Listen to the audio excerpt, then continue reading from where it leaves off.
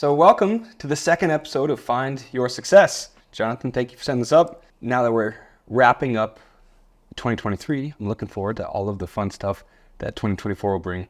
And I think this episode will probably drop just as the new year kicks off.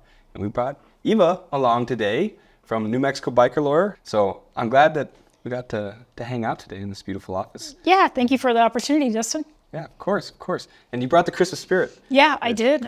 I'm ready. You got the memo and I didn't. I was really disappointed in that. As we talked about before we started recording, just kind of want to talk about you and who you are, what you do, and really what success looks like to you in the past and moving forward in the future. But to start out. A lot, yeah. Yeah, well, who are you?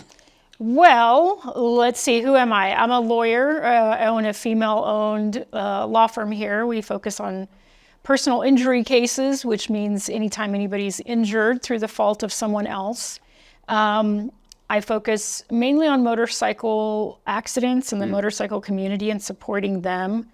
But we do all kinds of cases, dog bites, car accidents. We get the chance to represent people who've been hurt because of lack of security at businesses. Those are interesting cases. So yeah, we do a variety of cases. Where are you from?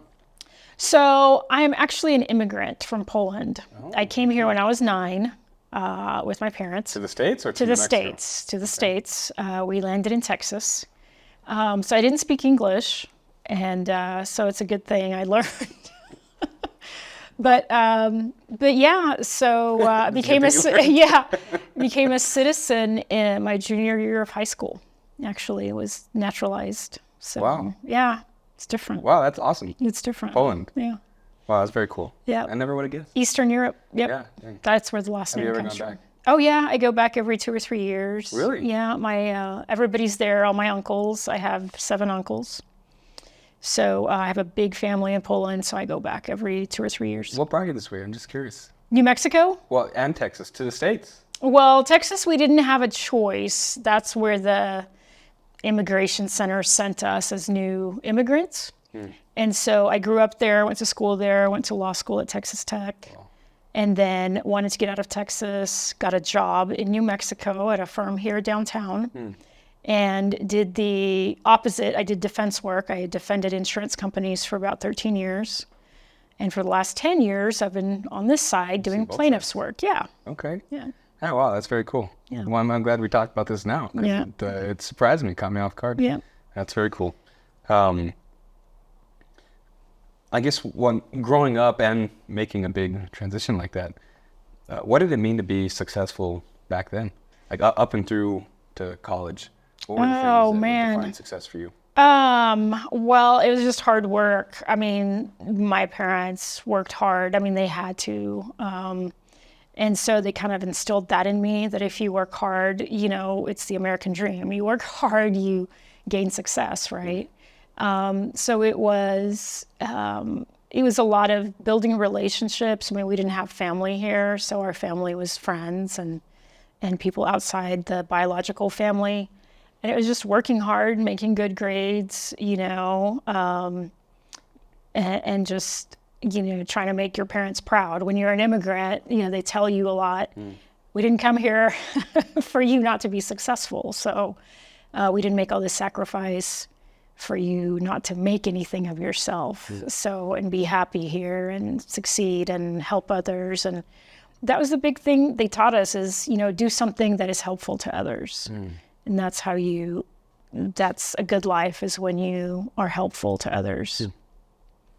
If you don't mind me asking, was that a lot of pressure?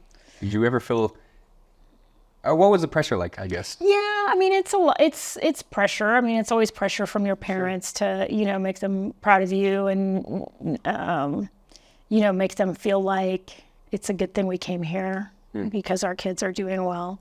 So yeah, it was pressure, and I think attorneys are the type of people that put a lot of pressure on themselves to succeed. And I mean, you have to, make good grades and get into law school and do well and pass the bar and then you have to kind of make a name for yourself in this business. I'm also obviously a woman, and I've been in this field for 23 years. So it's a lot better now. But when I started out, I would be the only woman in the room many times. And, bless their hearts, men mean well, but, sometimes they say kind of funny things and, treat you differently. So, it's just tough. It's just a fight. You just have to fight the whole time to, be at your best, be at your top, do a good job for your clients. And I think it's just hard work. I mean, if you have the work ethic, you can do it. Yeah. But I think that's number one. You got to work hard, and you have to, treat people like they are your client. I mean, I'm in the customer service industry. Yeah.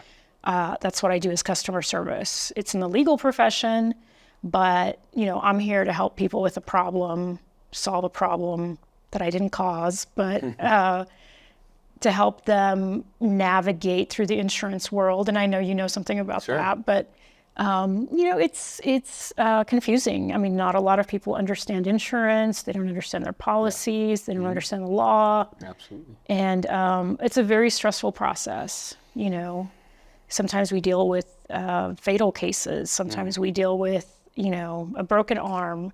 But, there's a lot of stress associated with losing your car all of a sudden, not being able to get to work, losing income. And having to deal with multiple parties. Right. Throughout the whole process. Right. Yeah.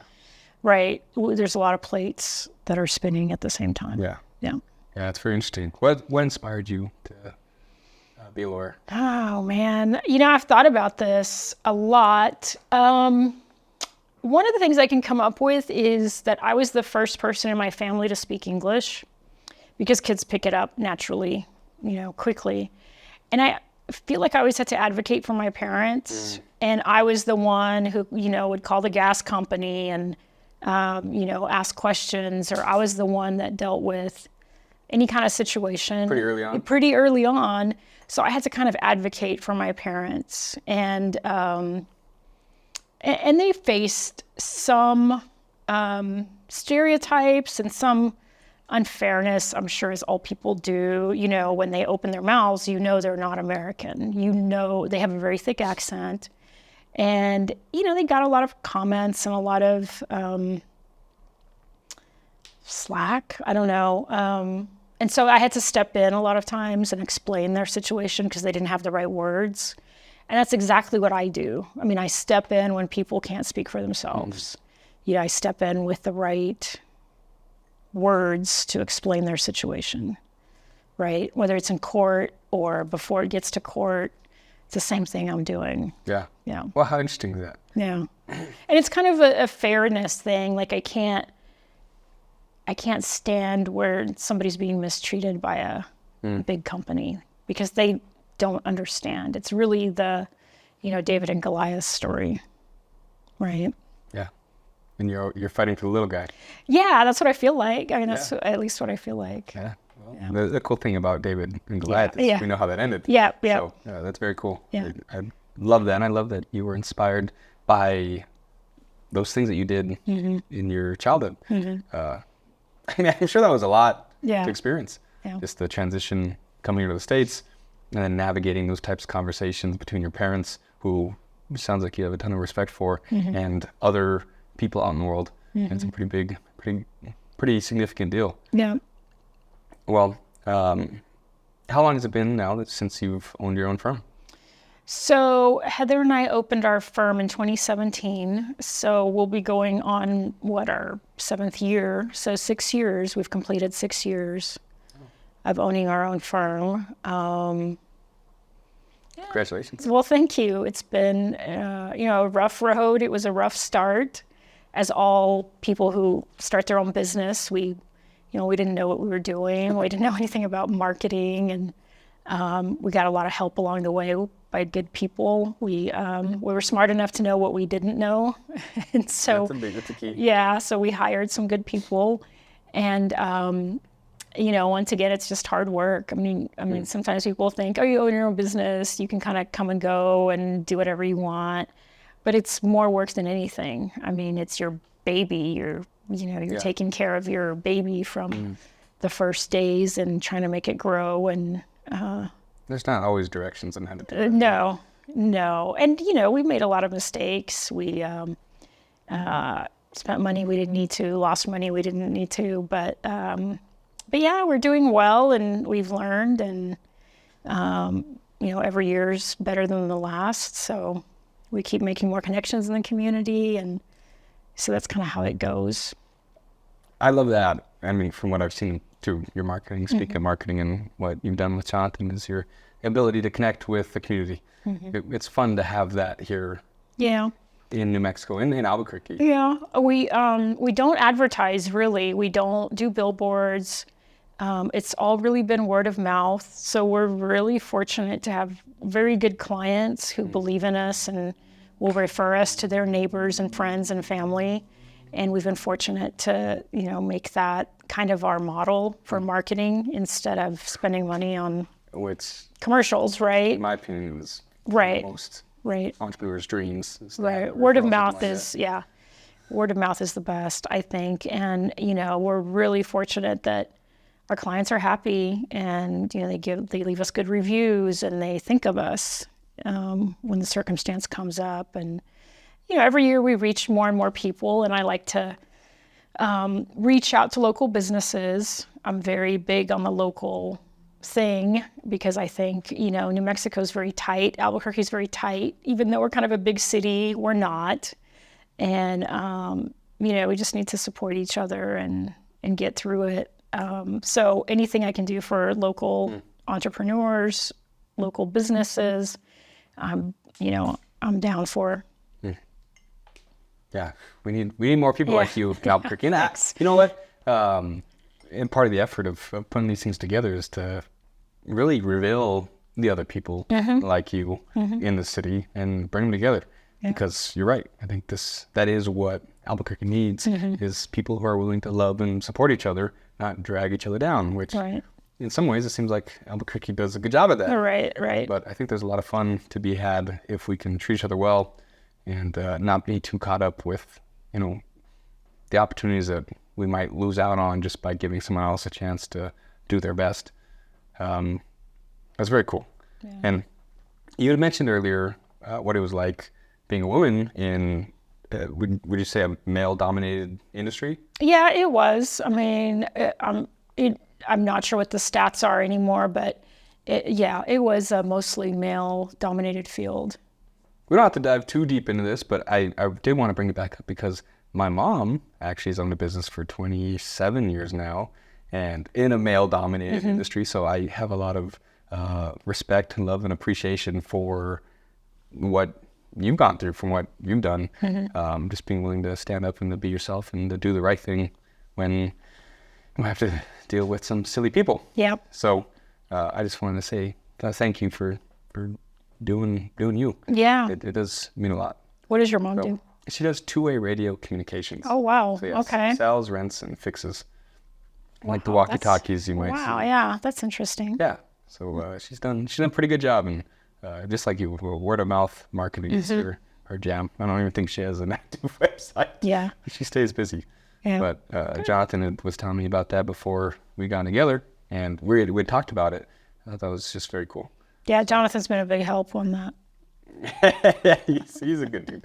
We always like to highlight other businesses. We've done videos with coffee shops and motorcycle shops and, anybody we can find who's doing a great job and supporting the community. And, that's how you make the strongest connections. Absolutely. And, those people kind of have your back if you need them. So it's worked out really well. I feel like a lot of people nowadays, or they just haven't learned the value of a quality network, to love on people well, to give without expecting anything in return. It's funny how when push comes to shove, a lot of that does seem to come back around. Yeah. And I mean, reach out to people, I know it's kind of intimidating to walk into another business and say, hey, could we work together? Could we do something together? I do this, you do that, let's help each other out. But that's kind of how it starts. Yeah. I mean, I can't think of, any of the people that I've reached out to who would say no. I mean, everybody's kind of happy to be promoted and promote someone else in return, and kind of have that relationship. Yeah. Well, and when you really get to know people, turns out we all have a lot of problems Right. that we're trying to solve. Right. And there is that feeling of that others have everything together. Yeah. When it's not the truth. Yeah. You don't, if you would have interviewed me, 5 years ago, it'd be a very different interview. Yeah, we wouldn't be in this building, A lot of work's been done. Right. Well, speaking of the work that's been done, how do you define success now? Or what are you moving closer to is the way that I like to frame it. So I feel like, we're kind of riding high right now. I mean, we're kind of in the middle of the year's ending up, so we're getting our end of year numbers, and it's been a good year, and I feel like we've made a lot of connections in the community, and we've made a lot of connections amongst motorcyclists and local businesses, and I'd like to continue that. I don't think I'm at the end of it or anything, but it's just, business is good right now, and I feel confident in how we handle our clients and that they're going to keep referring cases to us. I don't want to change that. I like the feedback we're getting from clients, and they're obviously happy. So, I mean, just, continue to treat it like a customer service business. And, people have different fears that they come in with and different stressors. And, some people have a backup car when theirs is wrecked. Some people don't. So you just got to address their individual problems. And I mean, I like to think we communicate well, we educate our clients well. And I think people don't mind getting bad news about something as long as you're honest about it and you tell them as soon as possible. Yeah. I mean, we don't make promises we can't keep. I don't ever want to, promise my client something just to get the business and then knowing that I can't deliver 6 months later. Yeah. So yeah, just keep it, keep it honest with people. Yeah, well, that's a quick way to stop that word of mouth marketing, right? Right. Yeah, that short-term business short-term isn't worth the gain. long-term. Right. Well, when will you know when you're successful? Oh When will you be gosh, successful? that's a hard question. I feel successful. I feel successful probably, one case at a time. When I hear that, at the end of a fight, at the end of a case, it's sometimes a fight, that people say, thanks, you've really helped us through this. You helped our family through this. You made it a little bit easier. I didn't have to worry about X, Y, and Z. I feel like that's a success. I mean, I feel like that's a win. The money part of it really doesn't matter. I know people say that all the time. Like Personally or for the case? Or personally, for the case, it doesn't matter. And I'm only going to say that because we have fought cases that were worth $3,000 harder than we've fought cases that were worth hundreds of thousands of dollars for the principle of the matter. I mean, I remember a case where a motorcyclist was injured really seriously, and we figured out that part of the case, the injury part. But then he mentioned that while he was at UNM, all his gear was lost. Like his riding boots, his, vest that meant a lot to him, his grandfather's ring that meant a lot to him. Everything was taken off because it was an emergency situation, but then he never got anything back. It was just lost. After the accident in the ER. And so, we got into this issue with UNM about their procedures of protecting people's property when they come in. It turned into a lawsuit, and, it turned into a drag out lawsuit that lasted probably over a year over this property that, he was kind of over it. He was like, look, I just want my grandfather's ring back. I don't care about the value of my writing gear. And, I was like, no, we're going to see this through. And it wasn't a valuable case. I don't even think I took an attorney fee on it. But, it was just the principle of the matter that it shouldn't have been done this way. And I know things get lost and, it's an emergency situation. But there should be some kind of procedure in those institutions to at least tell us, it was taken here, it was dropped off here, something. I mean, some way to be accountable for that. And I mean, we'll fight battles that we feel are worth fighting, whether there's money in it or not. Yeah. And I think that's what clients remember. They remember that someone stood up for them and gave them a voice and, saw it through. Even if we lose, if we don't get anything out of it. If the principle is violated, Right. then it's worth standing up for. Right. Yeah. Right. Yeah, I love that. I think, again, we need people who are willing to do that on all fronts. Right. And you're doing it at a high level, but to share that mentality, I think with the community is a special thing to do. Right. Because there's a lot of people, especially nowadays, who aren't willing to stand up and just aren't willing to stand up or willing to watch things pass them by, to watch bad things happen to others without standing up and saying anything, but also in their own lives, watching opportunities pass them by without standing up for who God made them to be. Mm-hmm. And I just think that's very interesting. So thanks for sharing that. Yeah. I think that's cool to hear that that's your stance. And I guess maybe it's the standard that lawyers should have. Oh, I don't know about that. But I don't know that I'm the standard of lawyers, but it's one of the things that I think I enjoy about representing motorcyclists, because they get the short end of the stick sometimes. People have a bias that they're always speeding, they're always doing some kind of reckless wheelies or something. And, we've seen a lot of police reports that get it wrong and witnesses that get it wrong. And, there's fault put on the motorcyclist that is kind of unfounded. And there's just a bias, so it kind of feels like you're standing up for someone who's being judged in a way they shouldn't be. Well, it's not fair. Right. I mean, it's absolutely not fair. Right. So I like that about it. And motorcyclists are tough.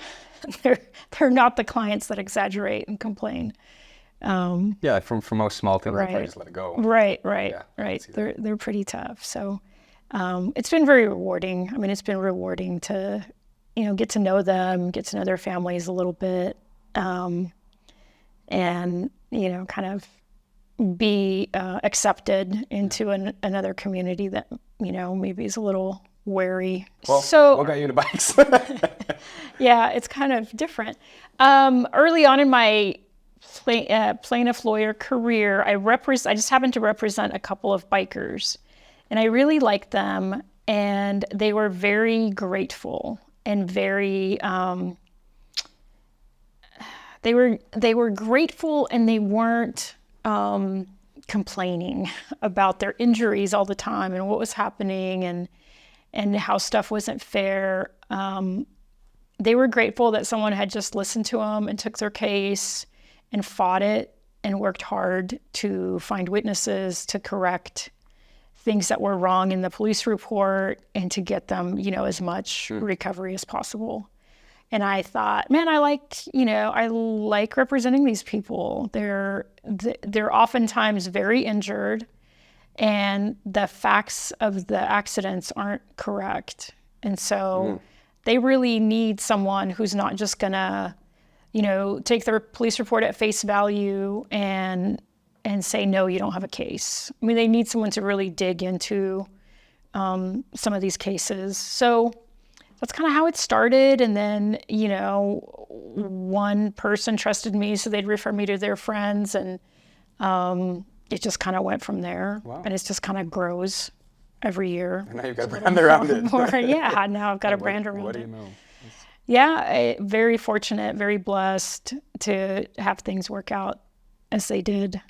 Now I got to ask, do you ride? I don't. I have my endorsement. I got my endorsement about 5 years ago at the Harley Riding School, which no longer exists. But, I know that I represent probably 1% of what goes wrong. I only see the cases that go wrong, so It's not fair. But every time I think I'm going to get on a bike, I get some terrible case, and it just kind of... No, that's fine. I'm looking for a scooter, though. I think I might get a Vespa. Oh, nice. Okay. Yeah. I think I could roll on a Vespa. There's some really cool electric scooters. I was looking at a couple the other day. Yeah. I ride a road bike, and, I ride it on the road. Like, I ride it on Rio Grande, and people are always like, how is that not dangerous? Like, how... I don't know. I feel... Well, I guess you do see the worst of it on a regular basis. So. I do, and it's really unfair because it's probably like less than 1% of what happens out there. But I had asked them. I was curious. But I had a couple more questions for you. Okay. If I could remember the second and last one that I wanted to ask, because the last one is how can we help you? But there was one other one that I wanted to. Maybe it'll come back to me before we wrap up. But how can we help you?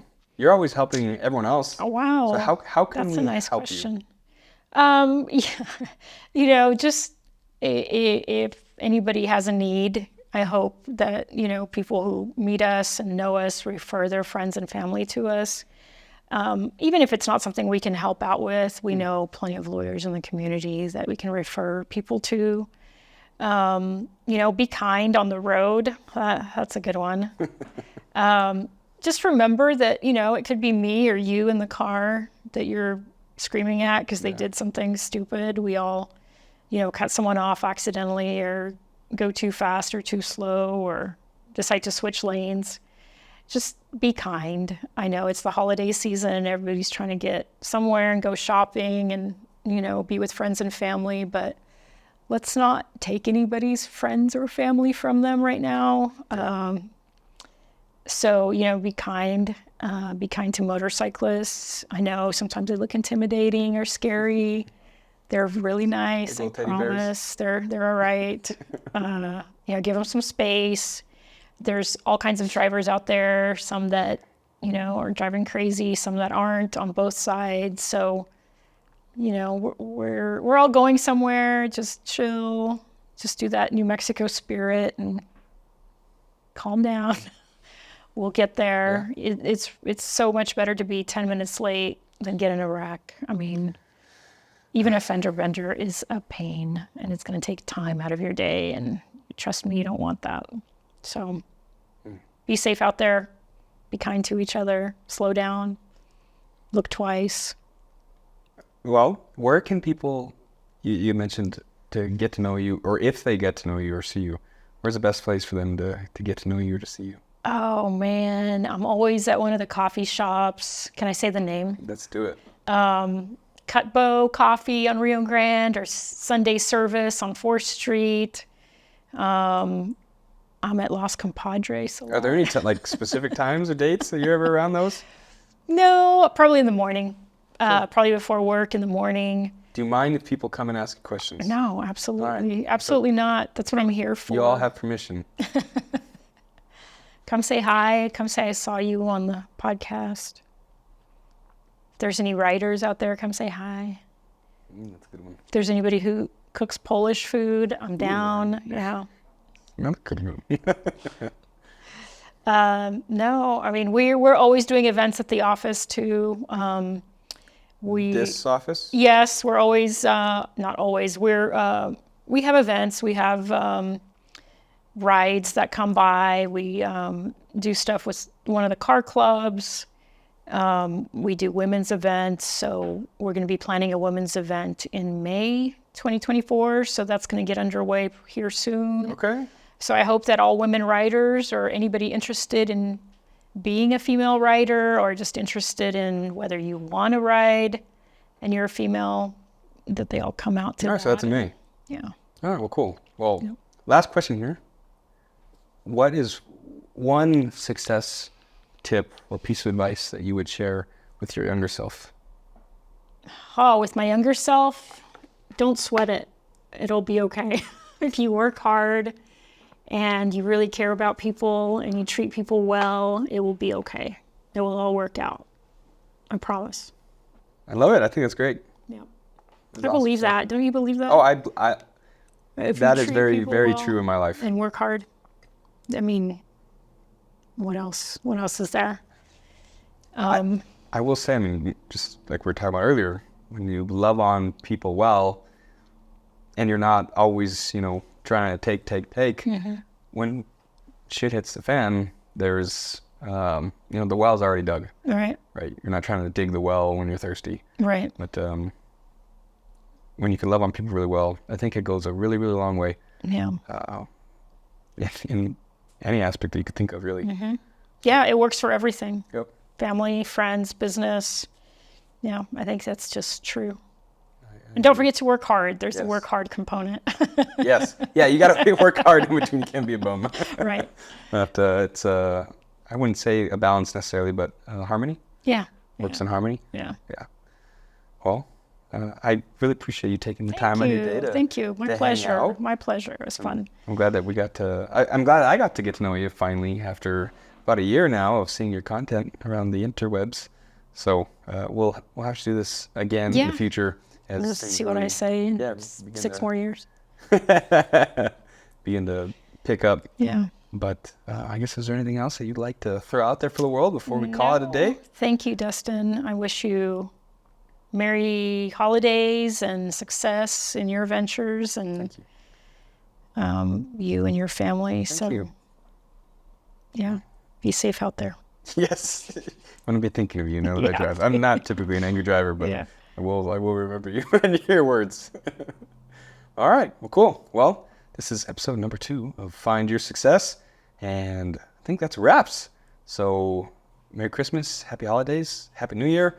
We'll see when this gets posted, but whatever it is, make today a great day. We'll see you next time.